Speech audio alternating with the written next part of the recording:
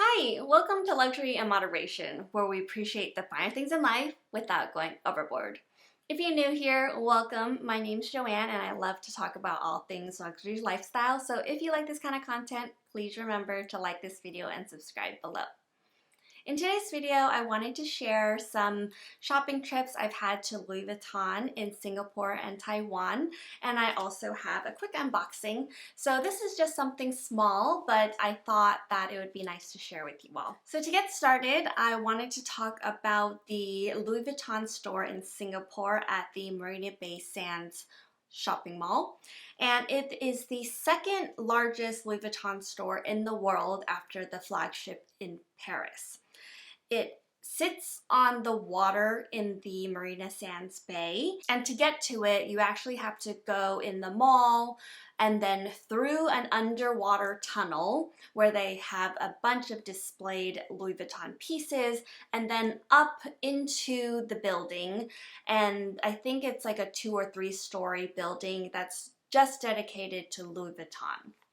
So I was very interested once I spotted it on the water. I was like, ooh, how do you get in there? And as I mentioned in one of my luxury chatting videos late last year, Louis Vuitton is still a brand that I'm very interested in. They are still continuing to come out with collections that I think are beautiful. Not all of them, but you know, there's at least one every year. Last year there was actually 2 or 3, so I always like to take a look at what they have in store. So in this particular visit, it was very interesting for me to go in that underwater tunnel area where they had a ton of different things displayed. Because it is one of the largest Louis Vuitton stores, I feel like they have a lot more inventory than a lot of other boutiques. They have a lot of limited edition pieces or more quirky things that aren't your everyday classic items that, you know, everyone kind of wants and knows about. So I'll take a lot of photos, which I'll just share on the screen. But one of the things I did spot was a pencil case from their By the Pool collection last summer. And I was pretty surprised because, you know, at that point it was December and, you know, it must have been one of the pieces that they just hadn't sold. Otherwise, I know that a lot of the pieces from these seasonal collections are often sold out in a few months. So it was nice to see that the store still held on to these pieces and would still be able to sell them to people who are interested. So this reminded me that I actually really liked that collection. And as I mentioned, I liked a lot of different collections from Louis Vuitton last year, but I was a good girl and I did not splurge on anything Louis Vuitton. But, you know, I was like, it's the end of the year. I think I've deprived myself enough this year. I think I could maybe get one small thing if I can find it. So the piece that I did end up getting is from that collection.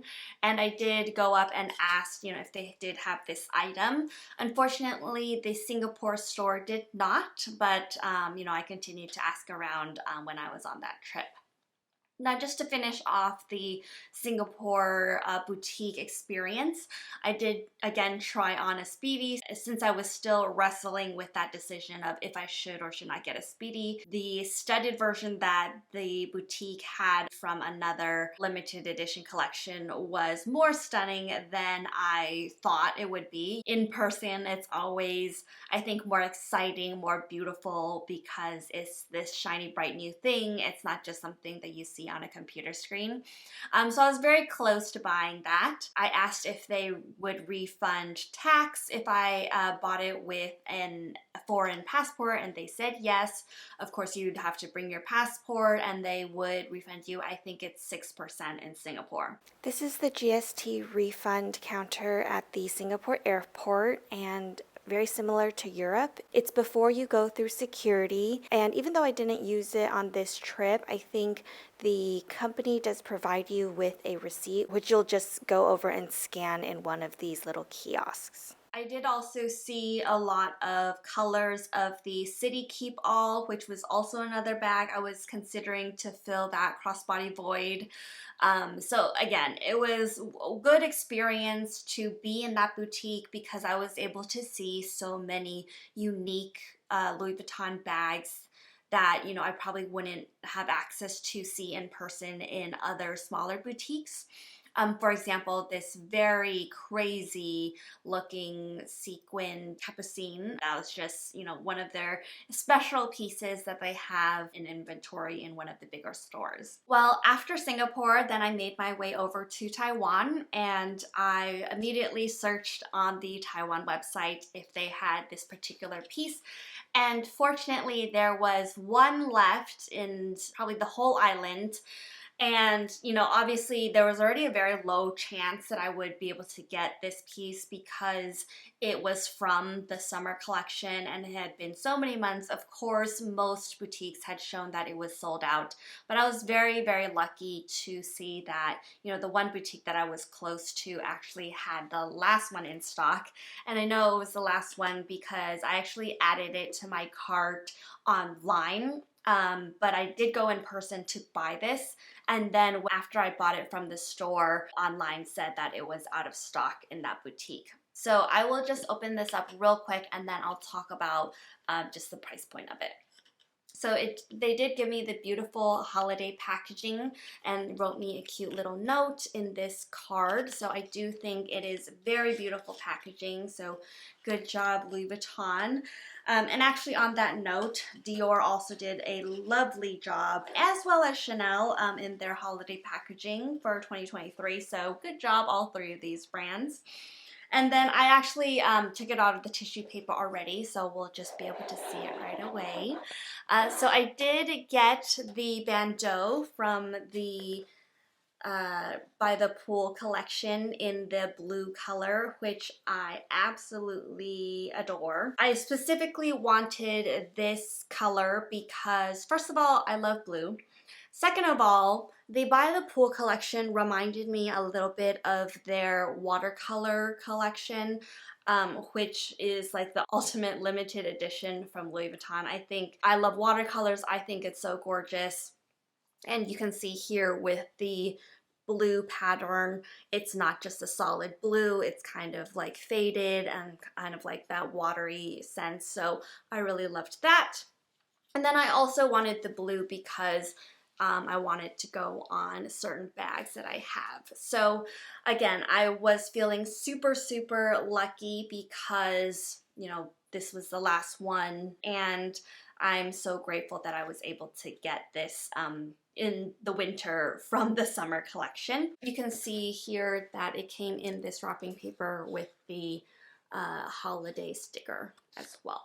I just wanted to mention that in Taiwan, if you purchase with a foreign passport and you're going to leave the country within, I think, like a month, they will give you tax backs as well. It's only 4%, but hey, it's something. So for me, you know, I wouldn't have been able to get this particular piece in the States in December, so I'm so happy that, you know, first of all, the trip to the Singapore boutique sparked my remembering this collection existed, and then when I got to Taiwan, it actually became a reality.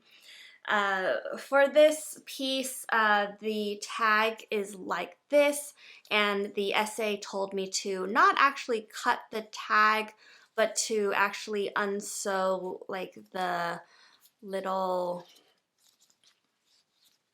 thread that they have here, sewing the tag together. But I don't even think I want this piece hanging off of the bandeau. It's gonna be in the way, you know, when I wrap the bag. So I think I'm just going to snip it off of the bandeau completely because it is, you know, detachable like that. And then just to give you guys a quick comparison between the Hermes Twilly as well as my Fendi bandeau, I can't remember what they call it. This is the Fendachi piece that I have, and they are the same thickness, exactly the same thickness, and I think exactly the same length. So there you have it. The Fendi and the Louis Vuitton versions are exactly the same. And then this is an Hermes Twilly, and The Hermes Twilly is also the same width. The silk on the Twilly is a little bit stiffer. And then in terms of length, it looks like the bandeau is about a foot longer than the Twilly. So I'm going to practice wrapping my bags with this longer piece now. I'm very excited that it is also, different on both sides, so I can have fun with two different patterns. Here's how I wrapped that bandeau over my Kelly 28. You can see that I used one side of the bandeau for the parts that are hanging, and then I actually twisted it right here so that the back side of the bandeau would be over the handles. I just think that this looks very stunning on my Kelly.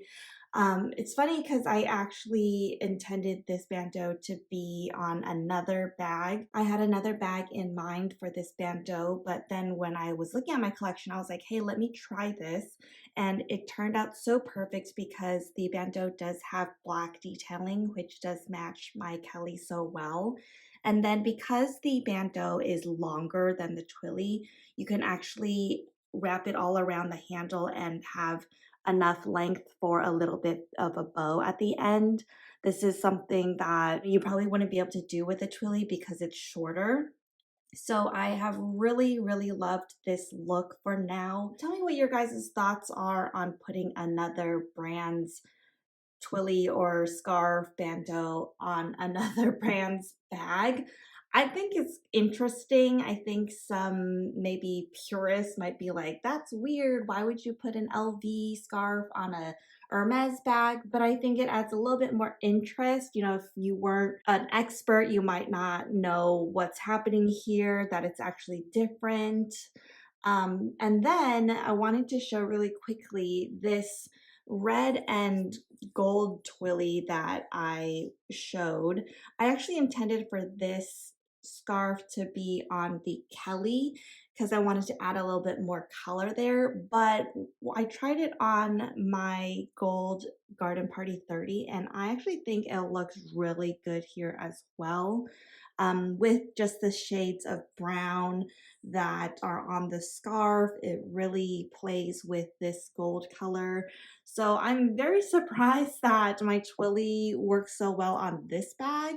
And I'm glad that, now I have just a couple different options for all of my purse pieces. I will continue to play around with the combinations that I have. I also decided to try tying this Fendi bandeau onto my Birkin, which I actually think works really well too because the Fendachi pattern is in this pale beige right here. You can kind of see here, and that works and matches really well with the tube color.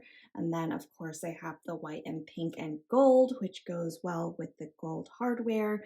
So I think the silk tie looks a little wonky. I need to figure out how to tie it so it looks pretty, but in terms of color matching, it actually looks really great. So again, I'm really glad that I am trying this out, as in putting different branded scarves on different branded bags. I don't think there's any harm in that, and I think it's really fun. So tell me, what do you guys think about this combo? Thank you guys so much for watching today. I really appreciate your time. I hope this video was helpful, and if you have any questions, feel free to leave them down in the comments below, as I would love to be a resource for you.